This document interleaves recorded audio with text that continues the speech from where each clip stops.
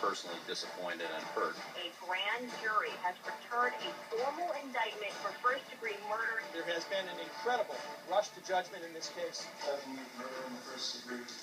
As for this indictment, sir, how do you feel? Not guilty.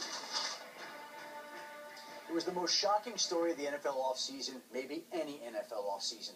Patriots tight end Aaron Hernandez charged with the murder of Odin Lloyd on June 17th near his North Attleboro, Massachusetts home. Hernandez has pleaded not guilty and is expected to go to trial sometime in 2014. In the meantime, NFL teams are reassessing how they evaluate potential players. ESPN.com's Greg Garber explores the slippery slope of weighing football talent versus human character. It's a sad day. It's really a sad day on so many levels.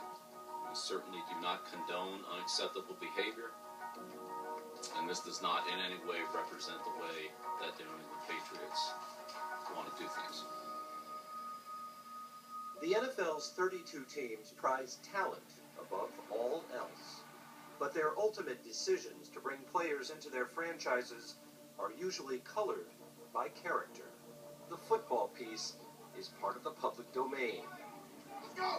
And then, the real work begins behind the scenes.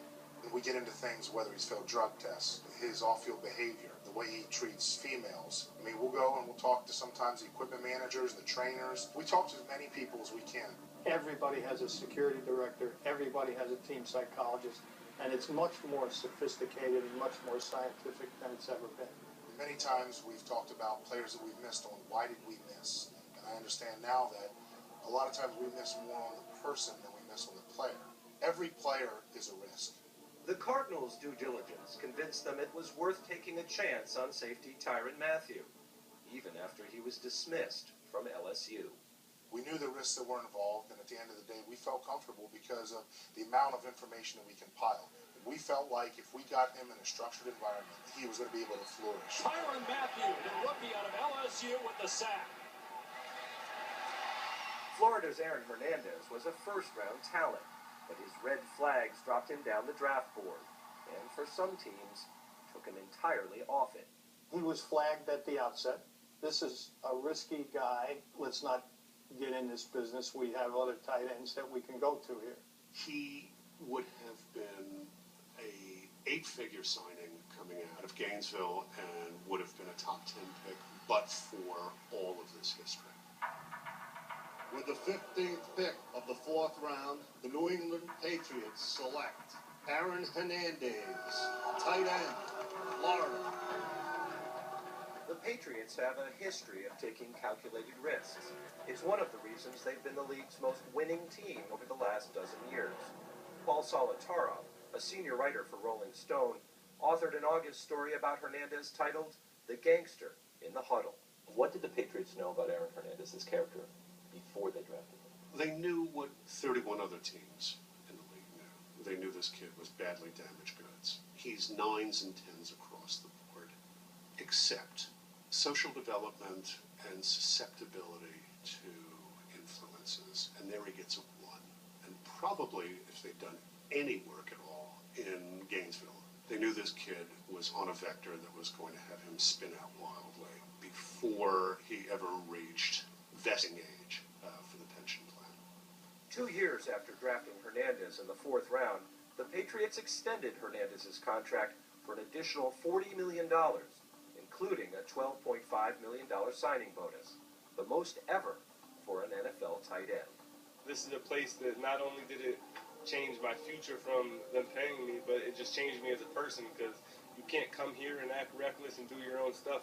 I find it very risque to spend $40 million on an individual that they know might not get along with his teammates. He has some maturity issues. I'd say that's a serious risk right there. Bob Long, a Massachusetts state policeman for 22 years, is currently a private investigator who specializes in risk management. The Patriots have built a great reputation over the years, and it's terrible that something like this has happened to bring them down. But I'll tell you, for lack of due diligence is the reason why this happened.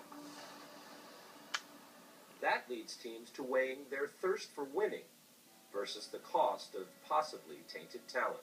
I think somebody joked one time and they told me that if Hannibal Lecter ran a 4.3, NFL scouts would just consider it as a eating disorder. Nobody has any magic dust that they can sprinkle on a player and assure you that he's going to succeed. It just doesn't work that way. We're dealing with human beings, and by definition, they're flawed. We reached out to the Patriots for an interview with team owner Robert Kraft, but he declined comment.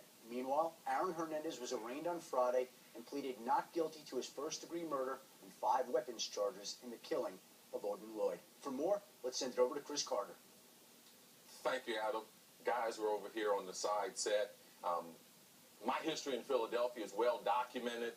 That organization, they did a certain amount of research, and they also, offered me a certain number of help. But until I got cut and went to Minnesota, that I finally was with an organization that really reached out to me. Key, you're the first pick in the draft, had some things in your background that people were looking into. Ray, we know about your situation off the field, what happened to you, not only in Baltimore, but what happened with the incident in Atlanta. What type of support and what type of background check did Baltimore do on you?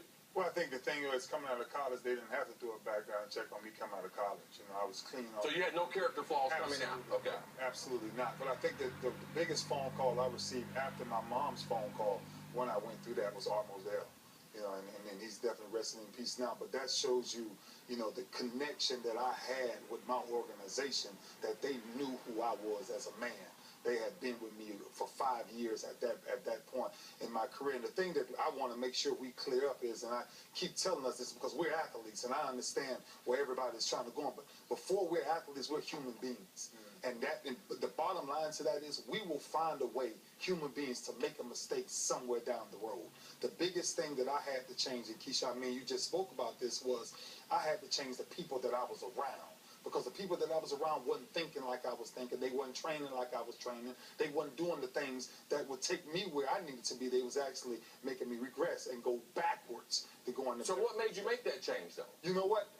My change only really came now when I found myself in that situation. What happened in Atlanta? Absolutely. Organization. Because my heart, because see, what happens with people like us is your heart steps in the way most of the times, and you always want to help where you came from. But you can't help everyone.